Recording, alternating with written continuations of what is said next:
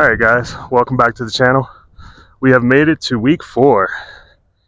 And last week we learned how to take our stable club face, our ball position, our posture, and our club face awareness, and practiced sending the club over the top of an alignment stick that we put essentially about 1 foot to 2 feet in front of the ball, trying not to hit it, of course, pointed at any given target. So this particular alignment stick is pointed in the same direction because I'm doing the same filming early in the morning and the sun has a bit of a glare.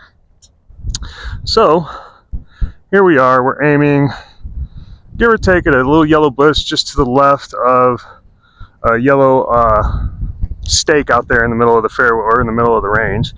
Alright, I have an 8-iron here, which I highly recommend for everybody. And we're going to extend this drill and we're going to start the process of troubleshooting.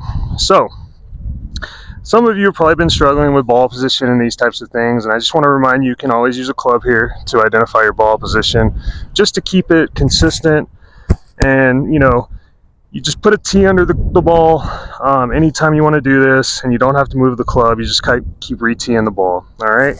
Try not to tee it too high though with an iron, because you'll end up hitting the tee out and it'll just be even more annoying. So, you know, just tee it just barely over the top of the ball or over the top of the ground, so the ball is still sitting on the ground but the tee is underneath it, so that you can just keep re-teeing and you don't necessarily have to move this every single time. If you'd like to practice hitting off the dirt, that's fine, you can, but you will have to move the alignment stick every time if you're struggling with ball position. Alright, so moving forward, we've been trying to get this club face square right over the top of our alignment stick, and I promised you that I would tell you how this is changing your backswing.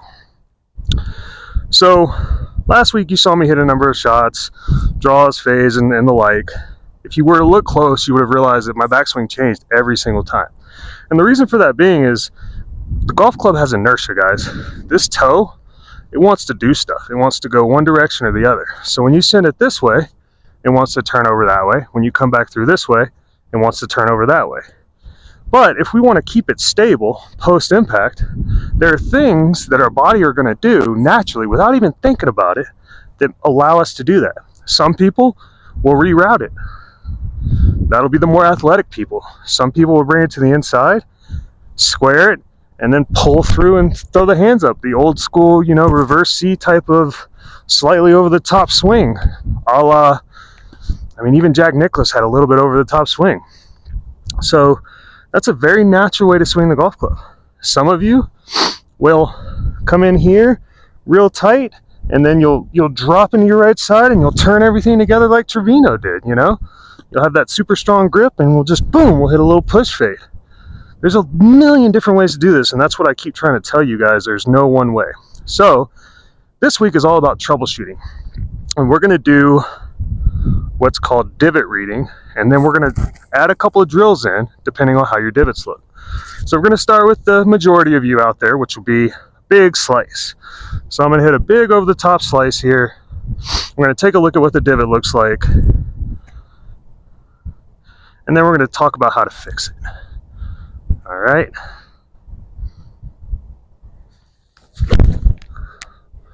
So there's a big over the top slice, going about 30 yards right. And notice when I did that, when you come here and you look at the divot, you can actually take your golf club and you can mimic the shot and see exactly what the club face did. So you put it flat in the divot and you realize I came over the top, I held the face open, and then I released like that. So it just kind of came out like this. Okay, so that's big over the top. I'm over the top of the ball because inside the ball would be this way. Over the top is pointed leftward. Really simple stuff to remember. I don't want to get into angle of attack and path and plane and D-plane and all that stuff yet. Just starts to get a little confusing. We're just going to learn how to read divots this week. So, you know, continue the process. I'm actually going to take the tee out here. We're just going to move it back. I don't need this stake, but if you guys do, just understand that every time you make a divot, it's helpful to give yourself a little grass behind the ball so you have enough to work with to read the divot after each shot. All right? So if we went over the top and we hit it leftward and it sliced, 9 times out of 10, that means you left the club face open. Although it started square over our stick, our path was leftward, so we put left to right spin on it. Real simple stuff, guys. We're not going to overcomplicate it. I'm not going to talk about too much of the TrackMan data. Although there are videos out there if you want to learn it, I will put a small picture up for you to help you. But in this case, we're just going to learn how to fix this. Okay? There are a number of ways of fixing it. The one that I found to be the best is to take a golf ball or 3, put it just outside of your club head, so that when you're coming in, if you come over the top, you're going to hit one of these 3 golf balls. And again, you're going to go to your divot and you're going to point it back, and you're going to realize, like, okay, most likely I'm going to click or tip one of these golf balls. Then I want you to just set back up, do everything the same, and your body's going to start feeling stuff. And you're going to be like, well, I can't really do that again, so maybe I'll do this or something weird. But just allow it, work the waggle. Think about squaring the club face over that and just let the golf balls be there. Don't try to interact with them and just swing. Now, I came over the top a little. It was still a bit of a cut. The face was still open, but I didn't hit the golf balls and it was a much straighter shot. So over time, what'll happen is as you get better and better at the golf ball drill, you're not going to hit the golf balls, and over time you'll come more and more and more from the inside until you get a neutral path, which will look a little something like this.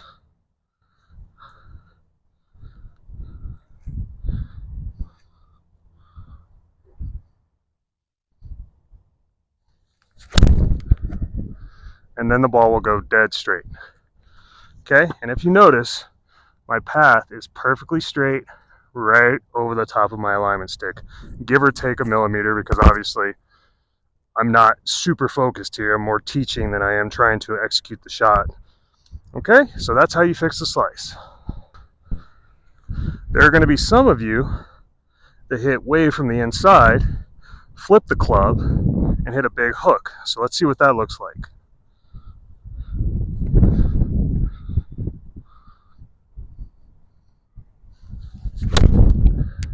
Something like that, right? It started down our target line, but it hooked, and that's not what we want. It went left, left, left. That's no good. You're not going to be able to play golf with that.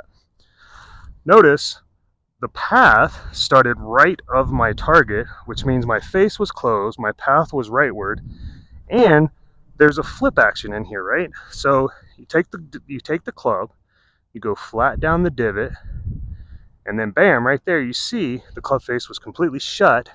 It's actually pointed left of my stick, which is where the ball ended up, even though my path is going rightward. So what happened is I imparted side spin in this direction. Okay, easiest way to fix that is to do the exact opposite of what we did before.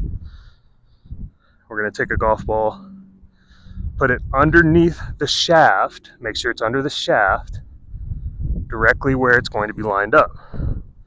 This will prevent you from coming too far from the inside and flipping.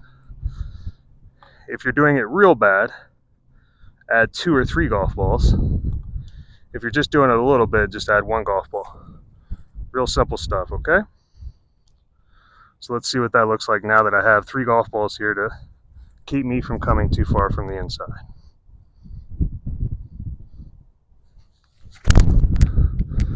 Look at that, hit a little fade. And if we look at our divot, it's fairly flat and it's square all the way through down our target line.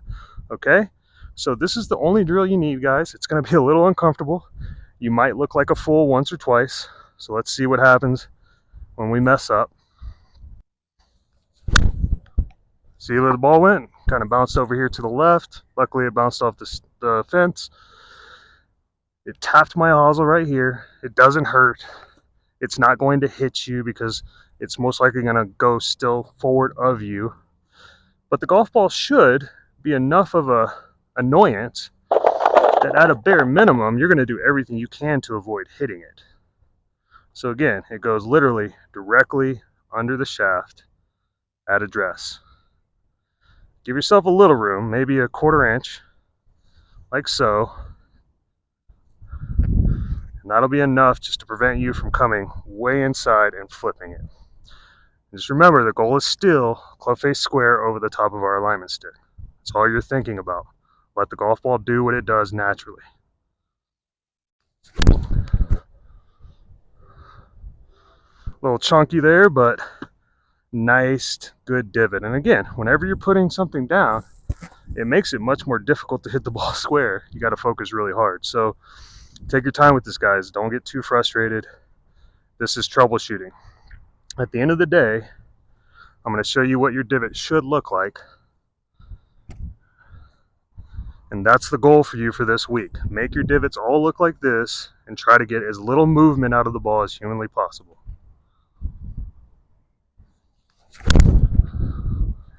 Just like that.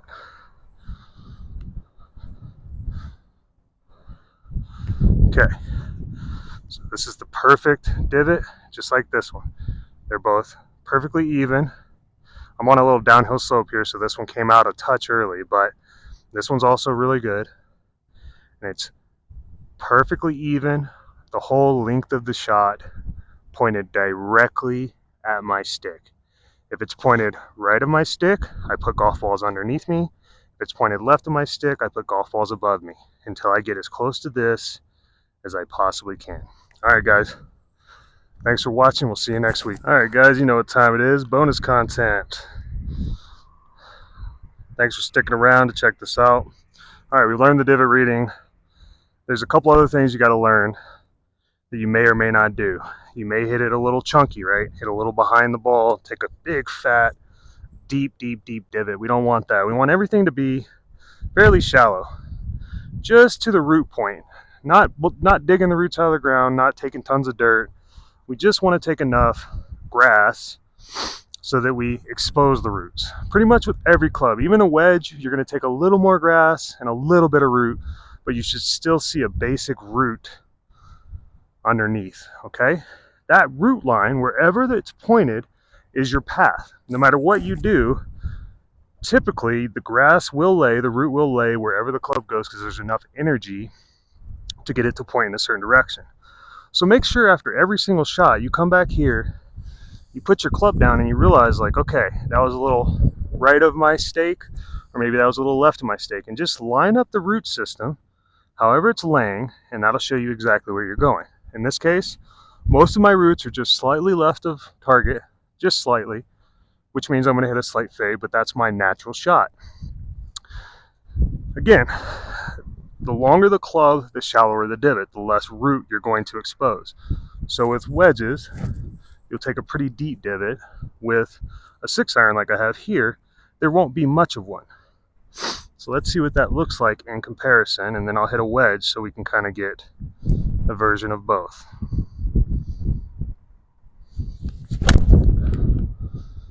Perfect shot. All right.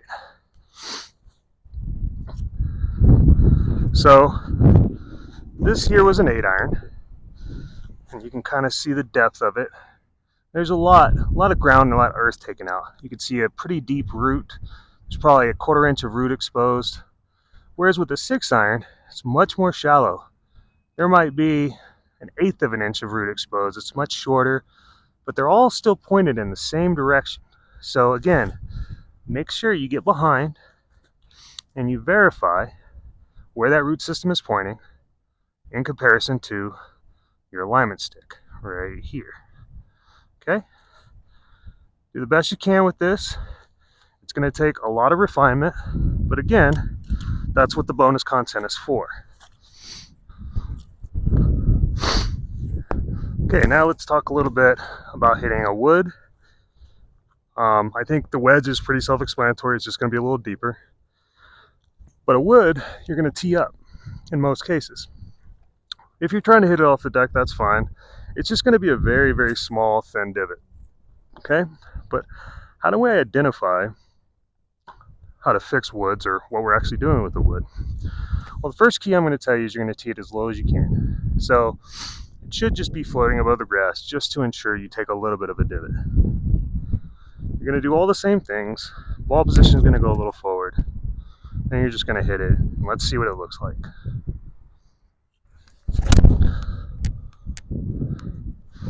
Okay, so notice the tee laid flat.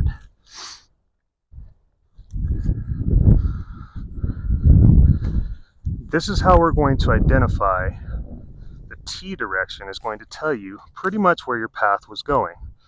So in this case, it's going just right on my target line here, which makes sense because I'm on a slight hill, which means my path would naturally want to go a little bit rightward.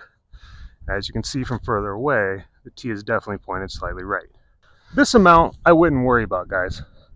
This is nominal, but if your tee is pointed visually pretty far right or visually pretty far left, that means you're either coming way over the top or coming way inside and flipping through it. And we don't want that. So again, with a wood, tee it low, hover it just above the ground to make sure that it lays into the ground after you hit the ball. See what this looks like. I'm going to hit a nice big slice.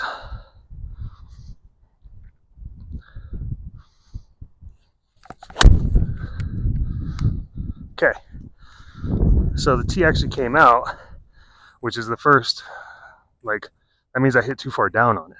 If I'm hitting really far down on it, the tee will go boom and bounce out. You've seen it all the time on TV, right? But again, the root system is exposed.